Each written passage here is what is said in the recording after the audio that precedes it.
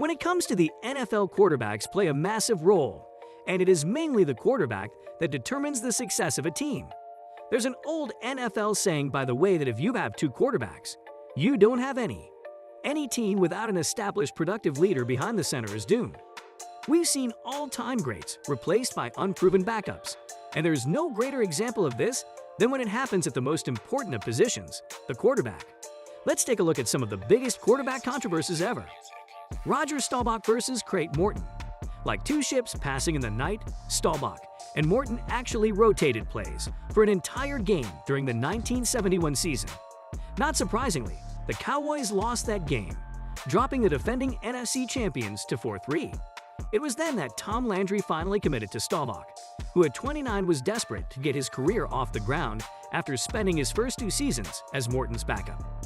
The Cowboys wouldn't lose again in 1971, while tallying a perfect 13-0 record with Staubach as their starting quarterback. After several heartbreaking championship losses, the Cowboys finally reached the mountaintop in Super Bowl VI.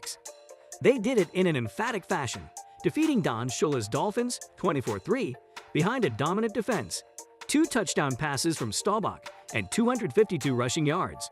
Staubach and the Cowboys rose to the height of popularity during the 70s, earning the nickname America's Team, while playing in 3 more Super Bowls during the decade. A first-ballot Hall of Famer, Staubach was named to the NFL's 100th anniversary team in 2019. Aaron Rodgers versus Brett Favre.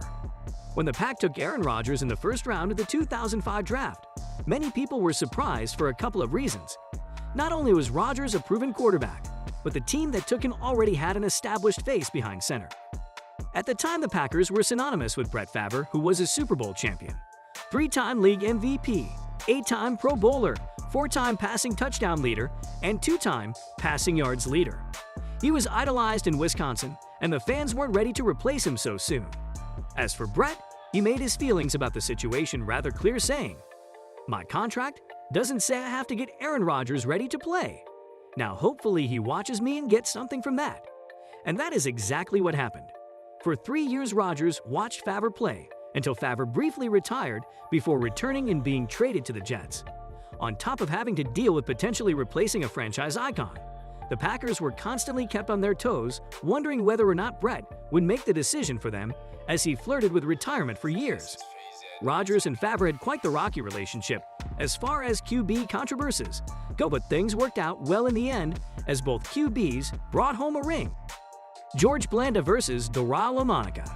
Incredibly, George Blanda's career started just 4 years after World War II, and we're talking here about a quarterback controversy in the 1970s. At the time, Blanda was a 43-year-old kicker and backup quarterback to Doral LaMonica on the Oakland Raiders. When LaMonica was hurt in a game against the Steelers, Blanda was forced to do action and threw for 3 touchdowns in the game. That started a string of 5 games where Blanda relieved LaMonica and led the Raiders to wins over the Chargers, Broncos, and Browns in the closing seconds, as well as a late-game tie with the Chiefs. The Raiders improbably made the AFC Championship game, where again, Blanda relieved LaMonica. While Blanda kept the Raiders in the game for a while, he threw 2 fourth-quarter interceptions as the Baltimore Colts pulled away. Blanda completed 17 of 32 passes for 272 yards and 2 touchdowns. Blanda's career spanned 6 U.S. presidents, from Harry Truman to Jimmy Carter, and finally came to a close when he retired after the 1976 season at the age of 48. Doug Flutie versus Rob Johnson. Most quarterback controversies divide 2 sides in a debate over who would be the best choice to start. However, in the Doug Flutie versus Rob Johnson debate, it seems the only people on Johnson's side were Wade Phillips and Ralph Wilson. In the opening game of the 1997 season, the athletically gifted Johnson completed 20 of 24 passes for 294 yards in a 28-27 Jaguars win over the Baltimore Ravens.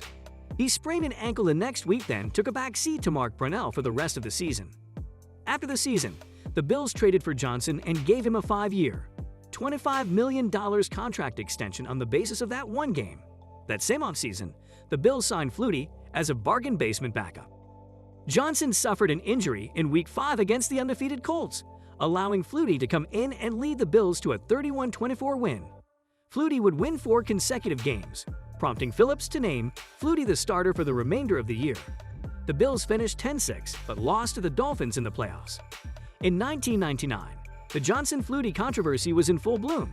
As expected, the entirety of the Bills fan base supported Flutie, the former Boston College hero, over the laid-back Johnson. Flutie led the Bills to a 10-5 record, and with nothing to play for in the final week of the season, Phillips decided to rest Flutie in favor of Johnson. Johnson lit up the Colts in a 31-6 win and then, surprisingly and regrettably, was named the starter for their playoff showdown against the Titans. The Bills ended up losing to the Titans in the Music City Miracle game, and the franchise has been in a downward spiral ever since. These were 4 massive QB controversies in NFL history. Do let us know your biggest QB controversies in the comments below. Thanks for watching.